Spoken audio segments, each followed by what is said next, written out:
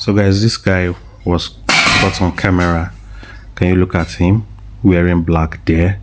He came as if he wanted to eat something in a restaurant, but he was not ready to eat. Just watch and see what happened. Look at the mouse is pointing at him. He was looking around. He was looking so suspicious.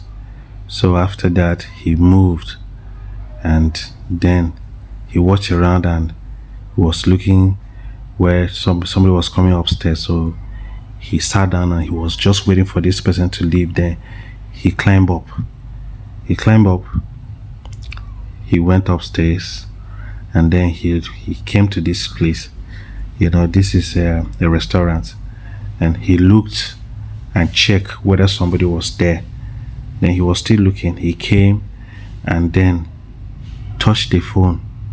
Yeah, see to see, and look. He looked at the CCTV, and he went back again to go and check if somebody is coming. And he noticed that he went downstairs, and he noticed that nobody was there.